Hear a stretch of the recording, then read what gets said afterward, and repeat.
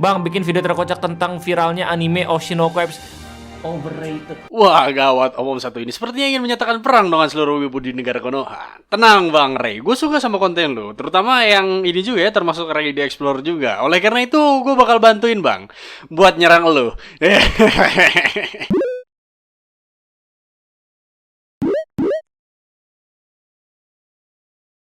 Anime, sebuah media yang sudah menjamur ke seluruh dunia sejak tahun 2020 lalu. Walaupun notabene media tersebut sudah ada dan berkembang lebih dari 2 dekade. Namun perjalanan anime menjajah dunia hingga mampu menaklukkan seluruh dunia membuahkan hasilnya pada tahun 2020 kemarin. Karena manusia di seluruh dunia sudah tidak memiliki tontonan lain lagi. Dan sekarang menjadi salah satu media yang memiliki penggemar yang cukup banyak. Termasuk gua. Iya, go figure. Selama perjalanan gue menjadi penikmat anime, terdapat satu jenis anime yang tidak pernah gue sentuh, bahkan hingga gue hindari sebisa mungkin.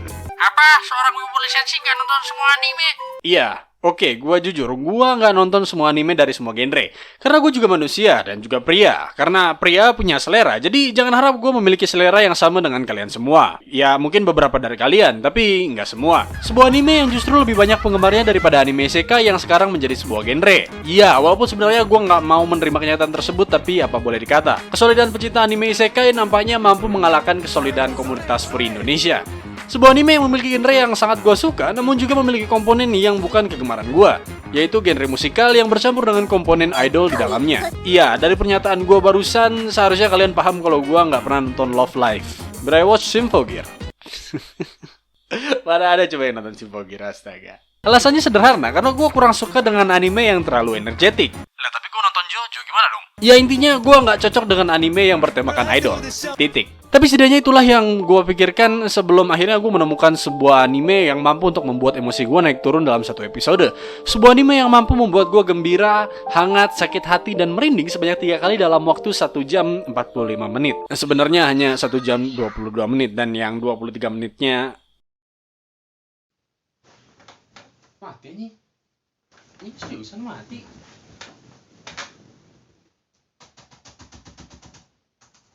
Mati dong bajingan. Nunggu ubud dah pulang laptop. Sebuah anime yang mampu menggambarkan kehidupan seorang idol, kehidupan seorang remaja, dan kehidupan seorang ibu yang dirasakan oleh seorang wanita di usia belia. Sebuah anime yang selalu dibilang sebagai anime overrated dan selalu dibandingkan dengan sebuah anime yang menceritakan tentang revolusi suatu negara, yang mana sepertinya mereka yang membandingkan Logikanya kurang nyambung. sebuah anime yang memiliki banyak penggemar yang menantikan salah satu manga favoritnya memasuki ranah animasi 2 dimensi. Anime tersebut dikenal dengan Oshinoko. Bukan yang itu. Blok! Untuk penjelasan mendetail seperti dari mana anime ini berasal, siapa pengarangnya, dan studio apa yang bertanggung jawab menganimasikannya, bisa kalian cek di video apa itu Oshinoko yang telah gue buat. Yang mana videonya bisa kalian cek di pojok kanan layar atas kalian. Anyway, Oshinoko menceritakan tentang kehidupan seorang idola yang bernama Hoshino Ai. Seharusnya, karena entah mengapa Akasaka memutuskan untuk meluluskan Ai di episode 1 dan akhirnya memfokuskan cerita ke anak-anak Ai yang berasal dari hubungan gelap antara Ai dengan seseorang yang tidak dikenal batang hidungnya. Wait a minute. Anak-anak. Idola. Oh, paham. Pantas mangakanya bikin Ai jadi abu di akhir episode 1. Ya. Cerita dari Oshinoko dimulai dengan memfokuskan cerita kepada seorang dokter kandungan yang bekerja di suatu desa yang terpencil. Siapa namanya? Ya itu nggak penting sama sekali karena durasi munculnya juga cuma sebentar. Tapi yang harus kalian ketahui bahwa ia merupakan seorang karakter yang sangat penting dalam anime ini. Anyway, dokter kandungan tersebut nantinya akan bertemu dengan Hoshino Ai yang merupakan idolanya. Namun ia dikejutkan dengan kenyataan bahwa idolanya ternyata dalam keadaan mengandung. Walau begitu, ia tetap bekerja secara profesional dengan berjanji akan membuat persalinan Ai berjalan dengan lancar. Beberapa bulan berlalu, tepatnya beberapa jam sebelum Hoshino Ai melahirkan, dokter kandungan tersebut tidak dapat menepati janjinya karena ia didorong oleh orang yang tidak dikenal ke dalam jurang. Dan akhirnya harus kehilangan nyawanya. Beberapa bulan setelah lahir kedua anak kembar Hoshino Ai, dokter tersebut mendapati dirinya berubah menjadi anak laki-laki dari Hoshino Ai yang dinamakan Hoshino Aquamarine, yang memiliki adik perempuan bernama Hoshino Ruby. Nah mungkin kalian penasaran, kenapa setelah beberapa bulan berlalu, sang dokter baru bereinkarnasi ke tubuh Aqua? Ya, gue juga sebenarnya kurang paham, tapi ya kembali lagi kita membicarakan sebuah anime, yang mana menjadi media yang membuat Albert Einstein ingin bunuh diri. Setelah beberapa tahun berlalu, datanglah momen yang membuat seluruh wibu di negara Konoha melaksanakan yasinan online, yaitu momen di mana Hoshino Ai harus kehilangan nyawanya di tangan seorang bajingan berbagi satu yang bangsat, bebas, tolong, idiot, goblok.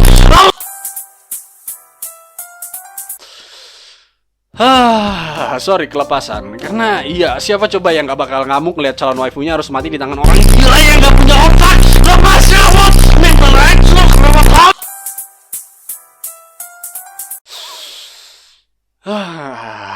Setelah kejadian yang menyesakan tersebut, aku merasa terdapat suatu yang janggal dengan kematian ibunya, dan akhirnya memutuskan untuk mencari tahu lebih dalam mengenai pembunuhan ganjil tersebut. Ya, jika lihat dari awal episode hingga pertengahan, pastinya beberapa dari kalian, bahkan gue yakin kalian semua termasuk pembaca manga, mengira bahwa Hoshino Ai akan dibiarkan hidup untuk waktu yang cukup lama. Udahlah, jangan keras kepala. Hei kalian pembaca manga, pastinya kalian nggak ngira kan kalau Ai itu nyawanya akan berlangsung untuk 9 chapter doang kan? Udahlah, nggak usah bohong. Hah? Apa?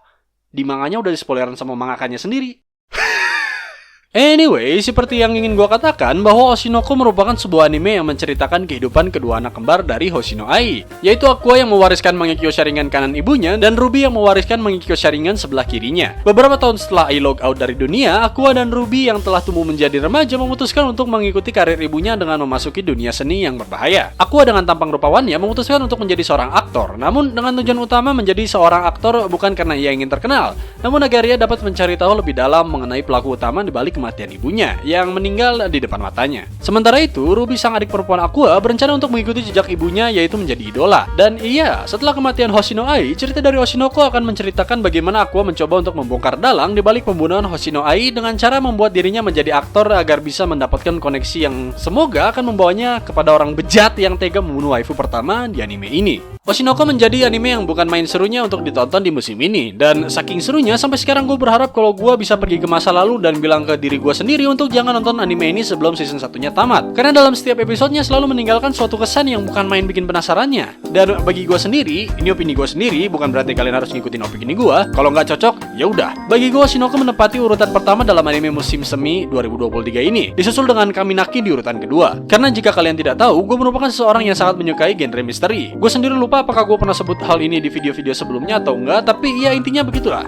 Dan hal tersebut tidak berhenti di anime saja, bahkan hampir semua media yang mengandung genre misteri di dalamnya sudah pernah gue lahap, hampir semua. Dan setelah menonton episode pertama dari anime Hoshinoko ini, Iya, gue selalu memberikan kesempatan pada semua anime. akhirnya gue mengetahui bahwa anime yang satu ini mengandung unsur misteri di dalamnya. Dan itulah mengapa gue menaruh Oshinoko pada posisi teratas di musim ini, serta menjadi saat dimana neuron gue teraktivasi. Nah, mungkin kalian sering lihat beberapa cuplikan anime Oshinoko yang beredar di Instagram yang kurang lebih begini bentuknya.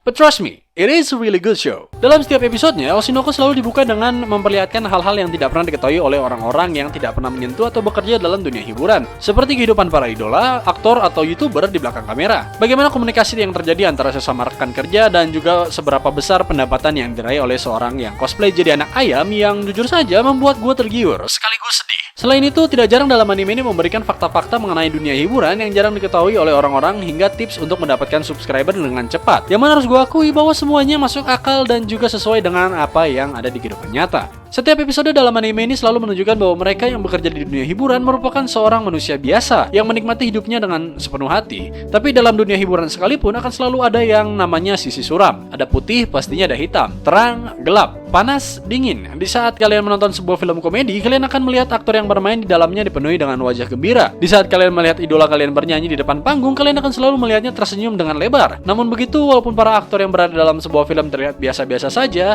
idola kalian bernyanyi dengan penuh riang gembira seperti tidak memiliki masalah, mereka semua hanyalah manusia biasa yang tentunya memiliki masalah tersendiri yang harus mereka pendam. Karena mereka harus bersifat profesional dalam pekerjaannya. Namun yang namanya manusia pastinya memiliki batasan. Sekuat-kuatnya manusia, mereka memiliki titik di mana mereka tidak akan sanggup lagi menahan seluruh masalah yang selalu mereka pendam. Hingga pada akhirnya mereka memutuskan untuk memilih jalan tercepat yang dapat menyelesaikan masalah mereka. Seperti apa yang terjadi dalam episode 6 yang sekaligus menunjukkan kekejaman yang terjadi di balik sebuah topeng yang kita kenal dengan internet.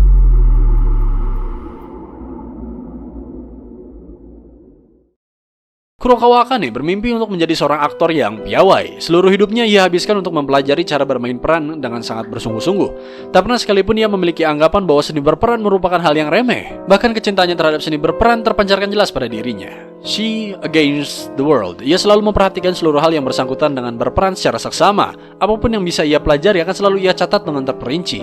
Apa yang harus ia perbuat, apa yang harus ia perbaiki, dan harus menjadi seperti apa. Semua ia pikirkan dengan matang agar ia dapat menciptakan sebuah karakter lain yang dapat mengarungi cerita yang ia perankan. Apapun yang ia lakukan demi kecintaannya terhadap seni berperan.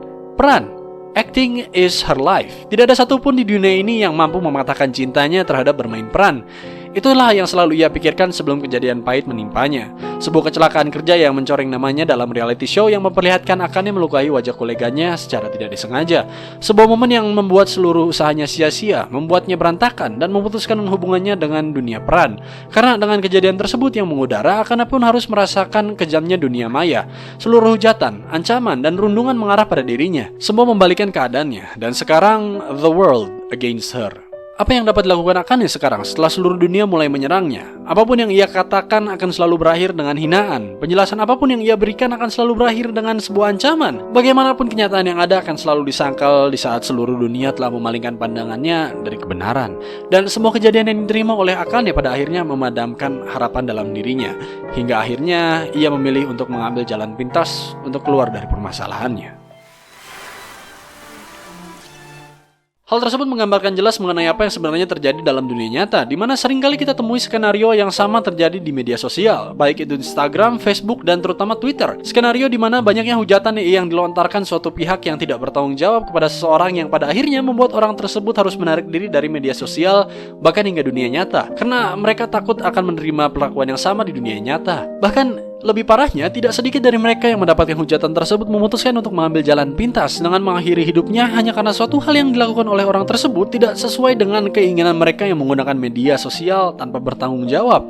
Dan hal inilah yang gue rasa membuat Oshinoko menjadi anime yang sangat unik. Kenapa enggak? Bukan hanya dari visual yang hingga sekarang tidak menunjukkan adanya penurunan kualitas dan cerita yang benar-benar seru untuk diikuti, serta atmosfer yang mampu diperlihatkan dengan sempurna, anime ini juga mampu mengambil sebuah tema yang nampaknya sangat membosankan seperti kehidupan idol, kemudian ditaburi aspek-aspek yang sekaligus menjadi kritik yang bukan hanya mengenai kenyataan dalam dunia peridolan, namun juga kenyataan yang ada pada dunia ini. Terlebih lagi kita juga mendapatkan calon best girl baru di musim ini. Kurang apa lagi coba? Jadi kalau ada yang bilang kalau Oshinoko itu overrated, kayaknya aku udah kedik dah palanya. Dan satu lagi yang membuat anime ini semakin menarik untuk diikuti adalah melihat bagaimana Aqua dengan susah payah mencari tahu keberadaan dalam pembunuhan Ai dengan segala macam cara, sementara Ruby di sisi lain bilek, I wanna be an idol. Ini game overrated. Ini anime. Oke, sorry. Tapi enggak. Gue bercanda doang. Oh, cuman bercanda. Gue kira beneran. Hampir aja gue buat video ngejelasin kenapa Oshinoko bisa hype hanya untuk ngebantah omongan lu, Bang. Wait a minute. So, Buibs, apa kabar semuanya? Hope you all doing good today. Anyway, terima kasih banyak buat yang sudah nonton video review kali ini. Dan iya, kalau kalian suka dengan video ini, jangan lupa di like dan juga subscribe buat dapetin video lainnya seputar anime, manga, dan juga game. Selain itu, kalian juga bisa share video ini ke teman kalian yang suka ragu dalam mencari anime. Dan jangan lupa buat nyalain lonceng notifikasinya supaya nggak ketinggalan video baru lainnya dari kami. Kalau kalian punya anime yang ingin kami review, kalian boleh taruh di kolom komentar di bawah. Dan bagaimana menurut kalian mengenai anime Oshinoko ini? Karena harus gue katakan bahwa anime ini benar-benar seru untuk diikuti. Jadi ya, taruh juga pendapat kalian di kolom komentar di bawah ini. Anyway, that's all from me. I'm Jiro, Wibu Sensi, and I'm out from my spot. See ya!